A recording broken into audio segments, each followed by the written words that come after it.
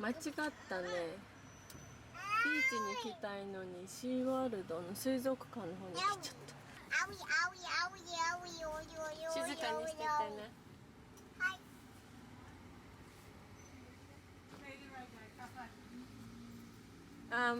Hi, I think I'm coming wrong way. I wanted to go to the beach. Okay, exit to your left and that'll take you back Exit. to Ingram. And when you get on Ingram, go left and then you'll see all the beach signs. So how do I Exit go right to that the... way where it says exit.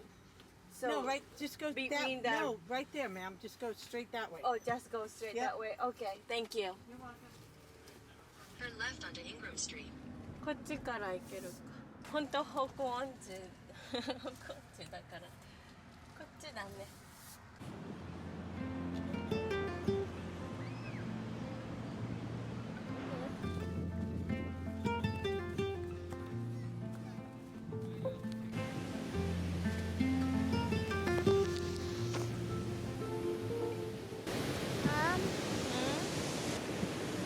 Astor Beach. No,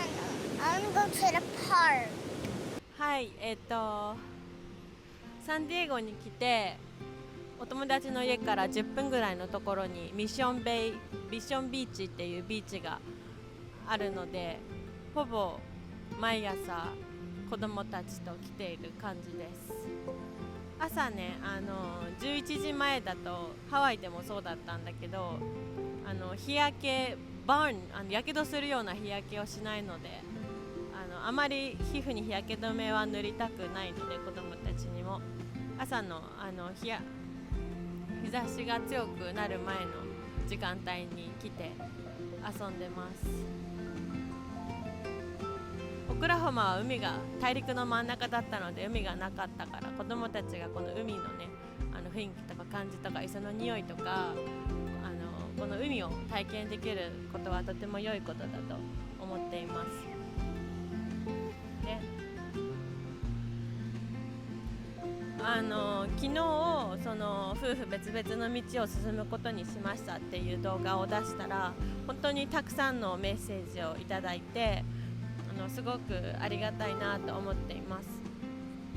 その中で日本に帰ってきたりとかはないのってないんですかみたいないう道はない、日本に帰ってくる選択肢はないんですかっていう質問をいただいたんだけど、ジュネーブ条約って言って、アメリカ国内で生まれた子供は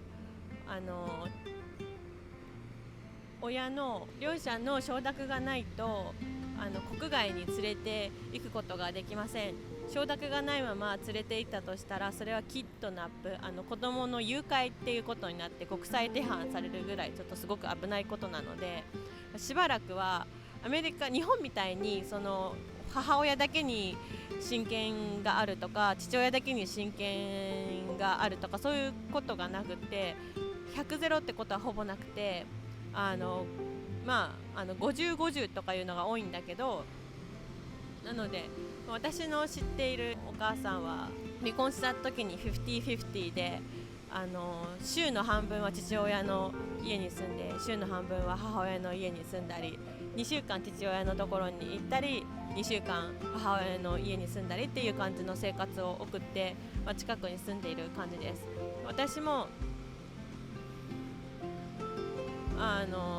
これからまだ裁判とかね、ペーパーワークをしてないのでどうなるかわからないんですけど、なので、日本に子供を連れて帰って日本っていう選択肢はほぼなくて、ないっていうか無理だし、私は父親、夫婦としては父親とうまくいくことができなかったけど、子育ては一緒にやっていきたいと思っているので、とてもいいお父さんだし、子供たちはダディが大好きだし、ダディも子供たち大好きだし、父親としては本当にいいお父さんなので、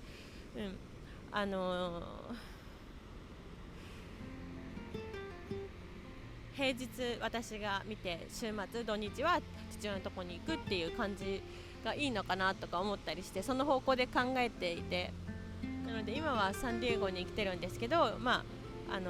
今は本当に行く場所がないので、とりあえずサンディエゴに来てるんですけど、ゆくゆくはオクラホマに帰って生活を整えていきたいとはその方向で考えていて、なのでそのシングルマザーのサポートシステムとかをオクラホマで探すためにこっちからそのオクラホマに電話をたくさんかけてるんですけど、サポートシステムの方に。でもなんかそのオクラホマでサポートを、アメリカって結構州によっていろいろ違うから、オクラホマでサポートを受けるためにはオクラホマをオクラホマを出た人に関してはその、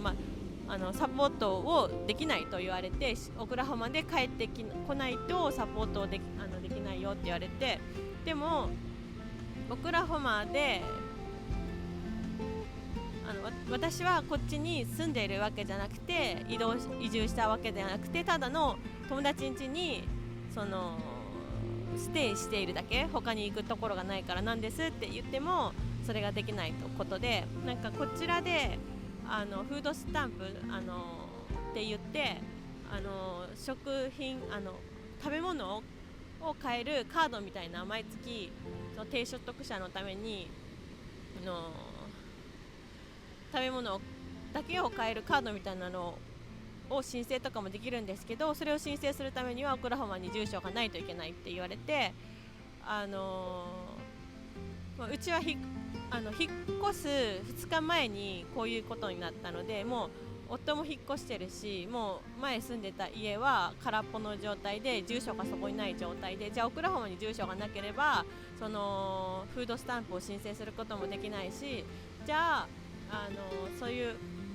緊急のためにオクラホマになんかハウジングサポートって言って、住むそこのその一定期間サポートを受けてまずは住所ホームレスから脱出して住所をもらうっていうサポートシステムもありますってことで、そっちにも電話してみたけども、電話した時点で2時間待ちで、2時間経ってようやくつながったと思ったら、その件はこっちに電話してねって言って、番号を渡されて、じゃあそっちに2時間待った後それだけ別のところにかけてねって言われて、で別のところにかけたらまた3時間待ちで、なんかもうあなたの前に500人の人が待ってますみたいなで、3時間待ちとかやって、で3時間ようやく待って、でやっとつながったと思ったらまた他のところにアメリカ、これめちゃくちゃアメリカあるあるで、たらい回し本当にたらい回しされるんですよ。いろんな役所とか行っても本当になんか申請とかで、そんな感じで、もう一日中電話かけても何も収穫がなかったっていうことがずっとこの1週間続いてて、ど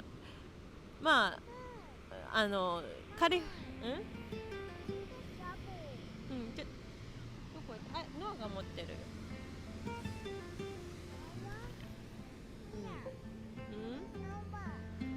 ノアここ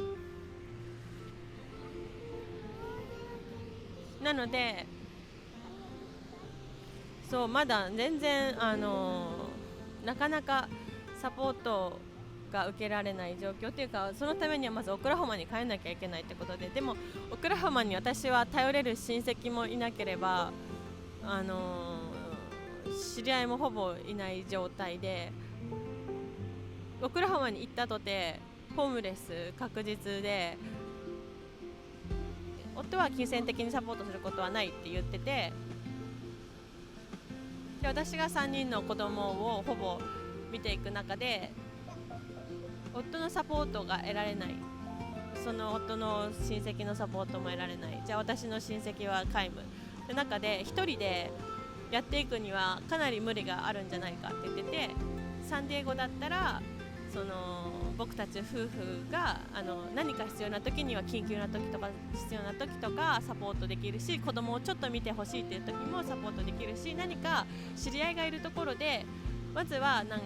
子供たちがダディの近くに住んだ方がいいとか、ダディが子供たちに会える環境を作りたいとか、周りのことを人のことを考えてるけど、まずは自立しなきゃいけないのは私で、今から全部一人でやっていかなきゃいけないのは子供じゃなくて旦那でもなくて私で、私が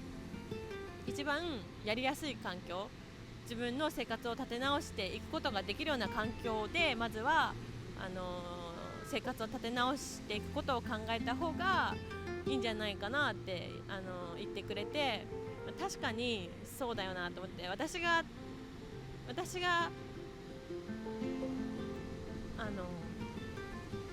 立ち直れないと、私が一人でまずは立っていけないと、で子供たちをサポートすることも育てていくこともできないし、最初は本当にオクラホマで考えてたんだけど、こういう状況の中ちょっと、どうやって生活を立て直した後は、ね、オクラホマにまた移住して旦那の近くに住むってこともまた考えられるし、でもとりあえず私が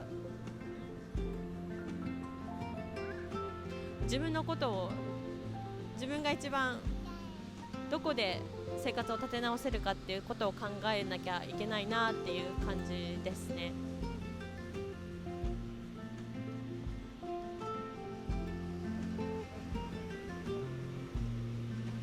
友達から子供3人連れて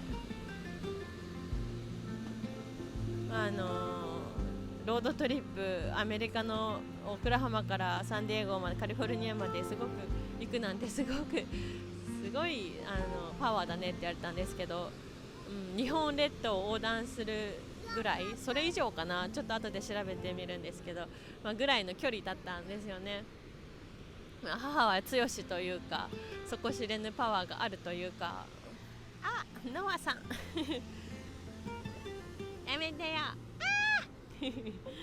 ノアとディストロイヤーが来た、で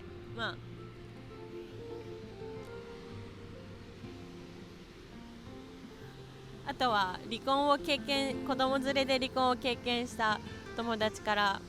意外とダメージ、体に意外と離婚ってダメージくるから体に気をつけてねっていうアドバイスももらって、ほいほい、あとちょっとでやめようじゃ、はい、今はね、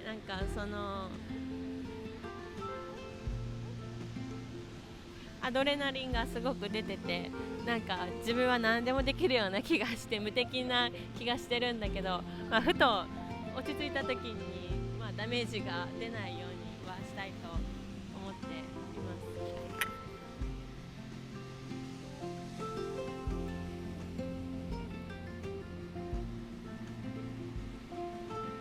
す。でも根拠はないし、どうしていくか今後の未来も不安、確実なものは何もないけど、